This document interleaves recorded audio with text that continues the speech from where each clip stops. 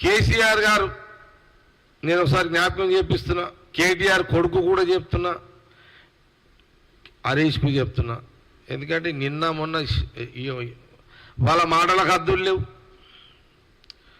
కేటీఆర్ మాట్లాడుతున్నాడు, హరీష్ రావు మాట్లాడుతున్నాడు, కోదండరామ్ గారి గురించి మాట్లాడుతున్నాడు. నేను అడుగుతున్నా కేటీఆర్ని, ఎందుకు అడుగుతున్నారు? ఇప్పుడు పంచాయతీ వచ్చింది. కాంగ్రెస్ పార్టీ సోనియా గాంధీ, రాహుల్ గాంధీ గారి నిర్ణయంలో భాగమే సీఎం రేవంత్ రెడ్డి గారు, ఎంటైర్ కాంగ్రెస్ పార్టీ నిన్న గవర్నర్ గారితో కలిసిన అదే గవర్నర్ కోటాల కోదండరామ్ గారిని పెట్టాలి, ఆ పేరుని ఆయన ప్రపోజల్ మూవ్ చేసి నిన్న ఆయనను ఎమ్మెల్సీగా చేయాలని కాంగ్రెస్ పార్టీ ప్రభుత్వం సీఎం రేవంత్ రెడ్డి గారు మూవ్ చేశారు.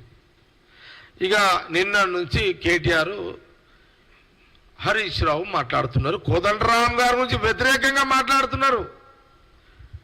నేను అడుగుతున్నా, ఇదే కేటీఆర్ హరీష్ రావుని అడుగుతున్నా, మీరు ఆ రోజు జేఏసీగా కన్వీనర్గా, జేఏసీ తెలంగాణ రాష్ట్ర విభజన కోసం జేఏసీ కన్వీనర్గా ఏర్పడ్డాక కోదండరామ్ ఇంటికి పోయి ఎన్నిసార్లు ఆయన ఇంటికి పోలేదు, ఎన్నిసార్లు ఆయన ఇంటికి పోయారు మీరు? కేసీఆర్ గారు పోయిరు, హరీష్ రావు పోయిండు. మరి మీరు ఆయన ఇంటికి పోయి ఆయనను ఆ రోజు మీరు ఆయనను ఎట్లా మధ్య చేసుకోవాలి, ఆయనతో ఎట్లా మంచిగా ఉండాలి, అయ్యప్ప అన్నారు, కాలు మొక్కిరు, నువ్వే దైవం అన్నారు, నువ్వే దేవుడు అన్నారు విభజన టైంలో కోదండరామ్ గారిని. అప్పుడేమో నీ కోదండరామ్ జేఏసీ పేరు మీద రాష్ట్ర విభజన కోసం, మీకేమో కోదండరామ్ గారు అప్పుడేమో దేవుడు తీడు కనబడ్డాడు రాష్ట్ర విభజన కంటే ముందు.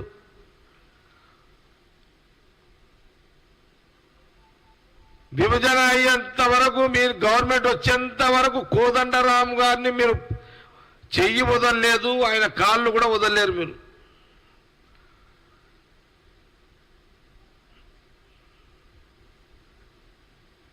రాష్ట్రంలో ఈ మొదటి ప్రభుత్వం తెలంగాణ ప్రజలు ముఖ్యమంత్రి కేసీఆర్ అయిన తర్వాత 9 ఏళ్లలో కోదండరామ్ గారికి ఎప్పుడైనా అపాయింట్మెంట్ ఇచ్చిండా?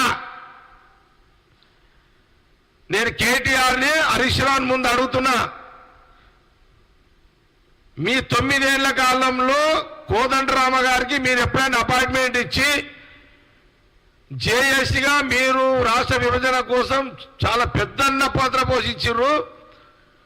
మరి మీరు మీ సేవలో తెలంగాణ ప్రజలకు అవసరము, మీకు ఒక బాధ్యత మేము పెట్టుకుంటాము, ఆ బాధ్యత ద్వారా తెలంగాణ ప్రజలకు మీరు ఇచ్చిన భరోసాను మీ ద్వారా చేయిస్తాము అని చెప్పిన మాటలను మేము నిలబెట్టుకుంటాము అని కోదండరామ్ గారిని ఎప్పుడైనా 9 ఏళ్ల కాలంలో కోదండరామ్ గారు అపాయింట్మెంట్ ఆడితే కూడా ఇయ్యలేని యొక్క దుస్థితి, దుర్మార్గమైన ఆ 9 ఏళ్ల పాలనలో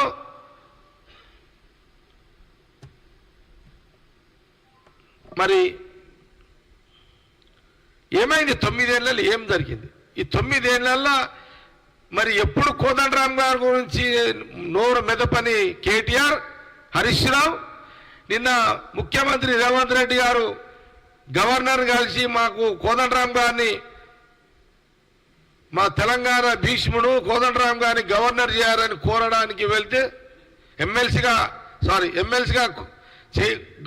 ఇవ్వాలని మేము కోరితే దాని మీద రాధాంతం చేస్తున్నారు ఇద్దరు బామర్దులు.